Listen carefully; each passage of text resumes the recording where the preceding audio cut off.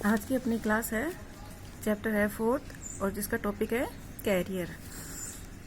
जैसा कि इस लेसन में बताया गया है, कैरियर क्या होता है। कैरियर का सामान्य अर्थ में समझे तो कैरियर का मतलब होता है अपना उद्देश्य पूर्ण करते हुए जीवन में सफलता प्राप्त करना, अपने पांव पर खड़ा होना, जीवन की चुनौतियों को स्वीकार करते हुए विविध सामाजिक आर्थिक उत्तरदायित्वों का निर्वाह कर उपलब्धियों को प्राप्त करना है। किशोर अवस्था जैसे ही आती है, पूर्व अवस्था में कैरियर के बारे में किशोर सोचने लगता है, लेकिन किशोर अवस्था की अंतिम चरण तक उसे अपने कैरियर के बारे में निश्चित करना होता है। उस समय उसके सामने सामाजिक आर्थिक कई तरह के उत्तरदायित्व होते हैं, परेशानियां होती हैं, समस्याएं होती हैं। उन सबको भी स्वीकार करना है, अपने उत्तरदायित्व भी निभाने हैं और उनके उपरांत अपने उपलब्धियों को प्राप्त करना है, अपना भविष्य बनाना है, अपना कैरियर चयन करना है।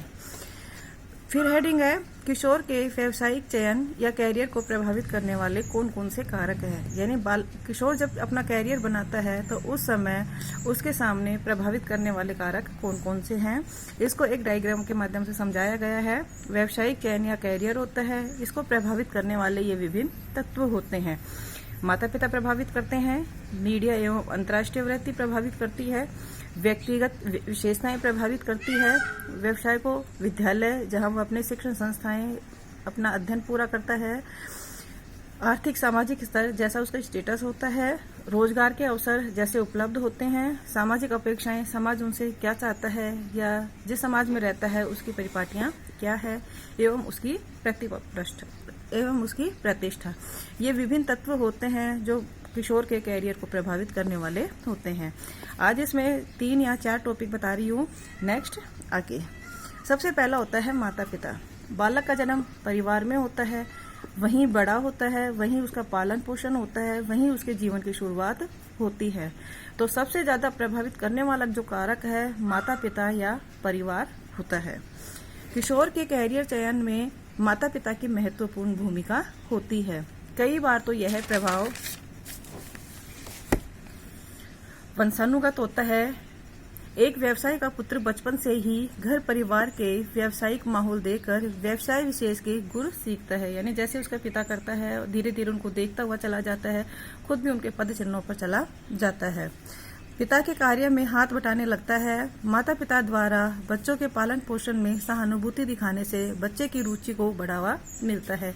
जैसा बालक का पालन पोषण होता है, जैसा बालक को स्तर दिया जाता है, बालक धीरे धीरे उसी अनुरूप ढलता हुआ चला जाता है। और जो बच्चा अपने माता पिता या पिता के किए गए व्यवसाय को अपना लेता है उसे वंशानुगत कैरियर भी कहा जाता है। माता पिता का प्रतिष्ठित नौकरी में होना किशोर के लिए आदर्श साबित होता है। अगर वो खुद ऊंचे पद पे होते हैं तो बालक के लिए एक आदर्श बन जाता है कि जैसे उनके माता पिता बने हैं मैं भी उनकी तरह ही बनूं। किशोर उनसे प्रेरित होकर कैरियर विशेष में रुचि प्रदर्शित करता है, यानी अपना कैरियर उसी अनुसार ढालना शुरू कर देता है। दूसरा पॉइंट आता है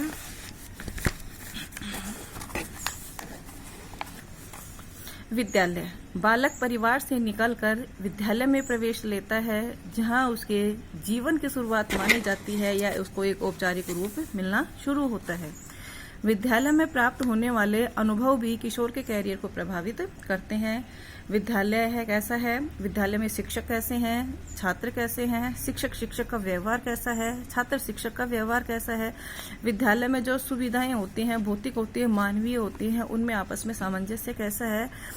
विद्यालय करने के बाद वह महाविद्यालय में जाता है, अन्य किसी शिक्षण संस्था में जाता है, जहां से वह अपनी ट्रेनिंग लेता है, अनुभव लेता है और अपने जीवन में आगे बढ़ता है।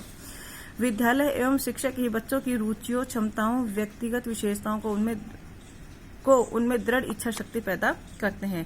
यानी वह संस्था होती है जहां बालक की इच्छा को निश्चित रूप दिया जाता है, उनके भविष्य को एक आकार प्रदान किया जाता है। कुछ विद्यालय व्यावसायिक शिक्षण की व्यवस्था भी करते हैं, कार्यशालाओं का आयोजन भी करते हैं, सलाहकारों को समय समय पर नियुक्त करते हैं और छात्रों को उचित समय पर उचित मार्गदर्शन दिलाने की कोशिश करते हैं। इसके बाद में आती हैं सामाजिक अपेक्षाएं। सामाजिक अपेक्षाओं का सामान्य अर्थ होता है हम जिस समाज में रहते हैं वहां का समाज क्या चाहता है, कैसी उसकी परंपराएं होती हैं। बचपन से ही कुछ व्यवसाय किशोर के मन मस्तिष्क पर पुरुष उचित एवं स्त्री उचित प्रभाव डालते हैं। लड़के को क्या बनना है और लड़कियों को क्या बनना है, यह मन मस्तिष्क पर उनमें पहले ही छाप पड़ी हुई रहती है, जिससे किशोर अधिक मेहनत करने वाले कार्य जैसे डॉक्टर बनना, इंजीनियर बनना, कारपेंटर बनना, मैकेनिक बनना, ड्राइवर बनना, पायलट बनना जैसे चुनते हैं। यानी अधिक मेहनत वाले कार्य कौन चुनता है, लड़के द्वारा चुना जाता है। जबकि लड़कियां बुद्धि चातुर्य, समाज सेवा, कम शारीरिक श्रम करने वाले कार्य जैसे अध्यापिका का चुनाव करती है। यानी जिस कार्य में मानसिक श्रम अधिक हो और शारीरिक श्रम कम हो, ऐसे व्यवसाय को वो अधिक चुनती हैं। कई बार व्यक्तिगत रुचियों के कारण विपरीत व्यवसाय भी चुनते हैं। लेकिन अब जैसा समय बदल रहा है, इंटरेस्ट बदल रहा है, माता पिता उसको उत्साहित कर रहे हैं, लड़के और लड़कियों में कोई फर्क नहीं रहा। वो सभी क्षेत्र सभी के लिए खुले होते हैं, चाहे उनमें लड़कियां भी प्रवेश ले सकती हैं और लड़के भी प्रवेश ले सकते हैं। अगला आता है व्यक्तिगत विशेषताएं, यानी किशोर की अपनी खुद की क्या विशेषताएं होती हैं। विविध व्यवसायों के लिए अलग अलग योग्यताओं, कौशल, क्षमता आदि की आवश्यकता होती है। किसी भी कार्य क्षेत्र में जाओ, उसमें अलग अलग योग्यताओं की आवश्यकता होती है, अलग अलग कौशल दिखाना होता है और अपनी अपनी क्षमता प्रदर्शित करनी होती है।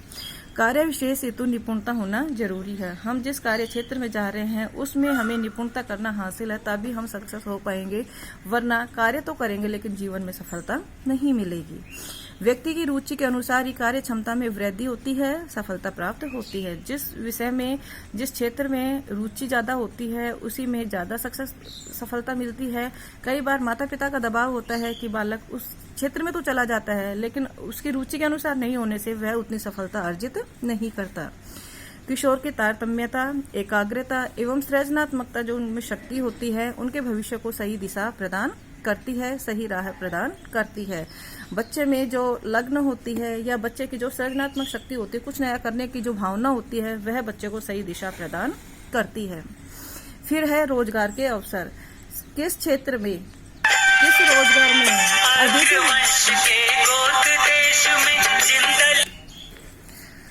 सफलता व प्रतिष्ठा प्राप्त करने के लिए रोजगार के पर्याप्त अवसर होना जरूरी होता है। आज के प्रतिस्पर्धा युग में नौकरी स्वप्न बनकर रह गई है। इंजीनियर व कंप्यूटर विशेषज्ञों को भी पूरा लाभ नहीं मिलता है। वहीं प्रौद्योगिकी विकास ने विकास करने के कई अवसर भी खो दिए हैं। रोजगार के अवसर जिस क्षेत्र में जितने ज्यादा होते हैं, उसी में कार्य करने में ज्यादा सफलता मिलती है। कई बार बच्चों की रुचि किसी अलग क्षेत्र में होती है, लेकिन वहाँ रोजगार के अवसर कम होते हैं और बच्चों को मेहनत करने के बाद भी, शिक्षा पूर्ण करने के बाद भी सफलता नहीं मिलती। इसके लिए जिस क्षेत्र में रोजगार के अवसर ज्यादा हो, चाहे वो अपने इंटरेस्ट का हो या न हो, उस क्षेत्र में जाने में ज्यादा फायदा है। इस प्रकार ये इसके 5 टॉपिक थे। नेक्स्ट अगली वीडियो में अगर इसमें से कुछ समझ में नहीं आया हो तो देख लेना, व्हाट्सएप पे मेरे से पूछ लेना। ठीक है, ओके आज के लिए।